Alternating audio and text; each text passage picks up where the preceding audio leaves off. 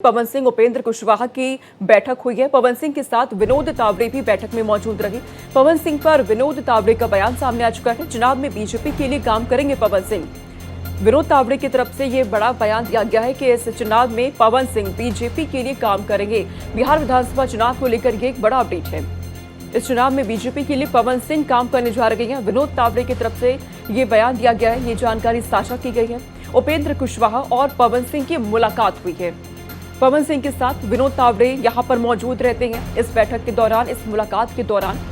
और इसके बाद विनोद तावड़े ने पवन सिंह को लेकर ये बड़ी बात सबके सामने रखी है। वो कह रहे हैं कि इस विधानसभा चुनाव में पवन सिंह बीजेपी के लिए काम करने जा रहे हैं। बिहार विधानसभा चुनाव अब बेहद कम वक्त बचा हुआ है। तारीखों का ऐलान चुनाव आयोग की तरफ से कभी भी संभव है। उससे पहले लगातार बैठकों का दौर जारी है, लेकिन इन सबके बीच एक बड़ी जानकारी सामने आ चुकी है पवन सिंह को लेकर कि वो बीजेपी के लिए काम करने वाले हैं। विनोद तावड़े ने इस बात की जानकारी सभी के साथ साझा की है। बीजेपी इन दिनों जो लगातार एक्टिव है बिहार विधानसभा चुनाव को लेकर, कोई कोर कसर छोड़ना नहीं चाहती है। इन सब के बीच अब पवन सिंह को लेकर ये जानकारी मिल रही है कि वो बीजेपी के लिए काम करने जा रहे हैं। इस चुनाव में 243 सीटों के लिए ये चुनाव होने जा रहे हैं और ऐसे में पवन सिंह को लेकर ये अहम जानकारी। पवन जी बीजेपी में है, बीजेपी में रहेंगे।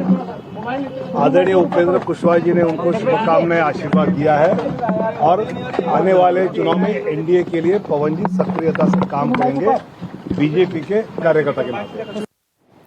और इस खबर पे हमारे साथ कृष्ण मोहन शर्मा जुड़ चुके हैं, हमारे सहयोगी। वो अधिक अपडेट इस पे देने वाले हैं।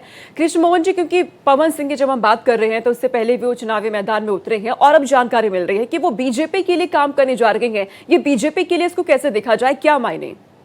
पहले भी बीजेपी के साथ थे, लेकिन लोकसभा चुनाव में जिस तरीके से वो बागी हो गए थे, दरअसल काराकाट से वो टिकट चाह रहे थे और वहां पे पार्टी ने उपेंद्र कुशवाहा को टिकट दे दिया था। उसके बाद वो इंडिपेंडेंट चुनाव लड़े थे और बीजेपी की स्थिति काफी खराब हो गई थी।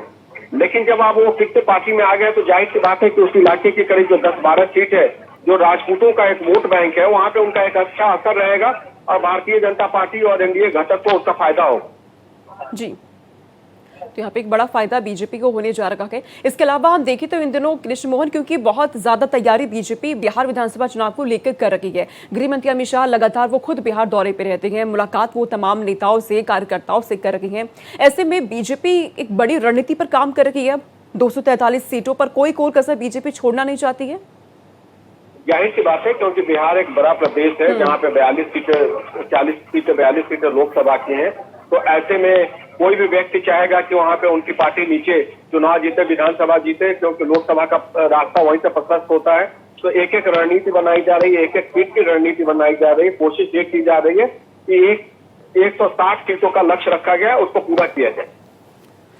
और ऐसे में अगर हम चुनावी समीकरण की बात करते हैं कृष्ण मोहन, तो क्या, क्योंकि हम देख रहे हैं तरफ महागठबंधन भी पूरी कोशिश में है। राहुल गांधी है, तेजस्वी यादव है, वो आम जनता के बीच पहुंच रहे हैं। हालांकि कई बार विवादों में भी दोनों आ चुके हैं, लेकिन चुनावी समीकरण में कितना बदलाव देखने को इससे मिल सकता है? अब देखिए, राजनीति में विवाद बहुत आम बात है, लेकिन जिस तरीके से पवन सिंह ने आके उस इलाके में उपेंद्र कुशवाहा से हाथ मिला लिया है, तो जाहिर सी बात है कि उपेंद्र कुशवाहा बिहार के एक बड़े नेता है, कद्दावर नेता है। तो उनके साथ मिल जाने से आसपास के करीब मैं बात करूं तो 2 लोकसभा सीट यानी 20-25 विधानसभा सीटों पे इसका असर पड़ेगा। और अगर उसमें से किसी भी तरीके से पवन सिंह के आने की वजह से अगर बीजेपी अपने सीटों में 5 का इजाफा कर लेती है तो उसके लिए तो फायदा ही है। जी, बहुत शुक्रिया कृष्ण मोहन शर्मा तमाम जानकारी साझा करने के लिए। तो पवन सिंह का बीजेपी के साथ आना एक बीजेपी के लिए फायदेमंद बात यहाँ पे सीधे तौर पर जाहिर हो रही है।